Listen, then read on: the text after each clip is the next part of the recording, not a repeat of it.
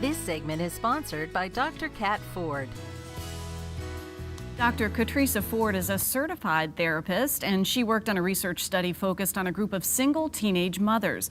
Findings from that study are in her latest book, Negotiating Identities: Adolescent Mother's Journey to Motherhood, offering perspective on the life challenges of teenage motherhood. Dr. Ford, congrats on the book. What motivated you to get started with this, exploring this topic in the first place? Well, I've worked for 10 years. I actually worked as director of a teen mother program. And with that, I saw the day-to-day actions the girls had to deal with as far as the negative stigmatism of teen pregnancy. And I saw how that impacted their behavior and their emotions. So from that, I said, I want to understand what it's like for them to go through motherhood, being a teenage female and then becoming a mother. So that prompted me to do a research study on adolescent teen moms. Saying that it's life-defining is kind of an understatement, isn't it? Yes, definitely so, because people don't realize and recognize, teenage females are teenage females, but then it's hard enough being that, and then after that, someone's thrusting you into this position of having to be that responsible adult and a mother. And some of the young ladies that I interviewed for these for the research study, their moms were absent. So that played a hard role for them to understand, I'm supposed to be something that I never really had. So it was real interesting. I did a qualitative study where I interviewed 12 young ladies.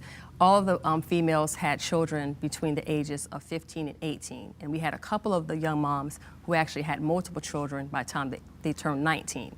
And they revealed what it was like, their emotions. Some of them suffered a lot of abuse and neglect, having the rocky relationships with family members, and just having to deal with people in the neighborhood and the community, and the struggles of trying to complete school. But kind of like a catalyst, though, we found that becoming pregnant at an early age stimulated some of the girls to start making better choices. They became more focused, and they actually goal-oriented and actually completed school. It's very easy, and oftentimes people say, well, you made a poor decision.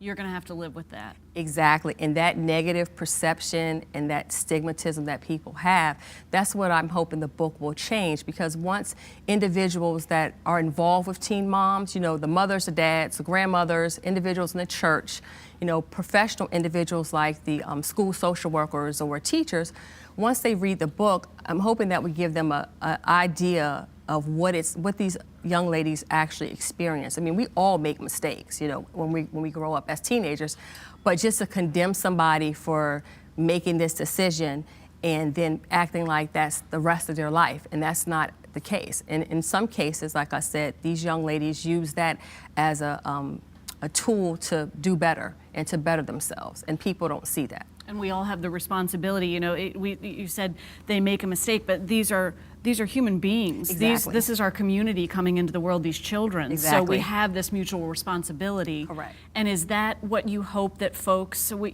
mentioned before the break, everyone needs to read this book? Oh yeah, definitely so, because I think once individuals read the book and they use it as a reference, you can use this book as a reference and as a guide to really understand what these young ladies endure. It would change the relationships, because a lot of the girls, when people negatively, look at you and frown down or condemn you every time they meet with you, they develop a void. And so then after that, the helpers are like, oh, I don't want to deal with her because she has this, this attitude, what have you.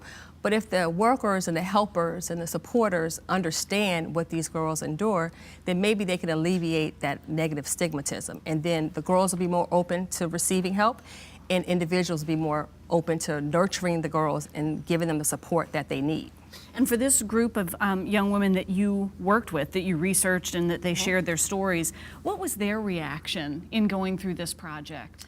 It was strange, because I worked with teen moms day in and day out, but this particular group, they were just happy to have someone listen to their story. And being the fact that I went into it as a role of a researcher, so I wasn't the therapist, so it was kind of like I had to sometimes not sound like Dr. Phil, and just stay focused as far as getting the information out. But the girls appreciated the fact that someone cared about what they thought, how they felt, and that was just something that a lot of them said they never experienced or hadn't experienced since they made this decision to have a child. Dr. Cat Ford, thank you for being with us. Oh, thank you for having You me. offer all sorts of insight, and you have an upcoming book signing. We're going to share some information. You can come and chat with Dr. Ford in person at her Wine and Sign event and receive an autographed copy of her book at a discounted price. It's coming up June 4th from 2 to 4 p.m. at the shops at the Renaissance. RSVP by email. The ad info@drcatford.com or visit drcatford.com online.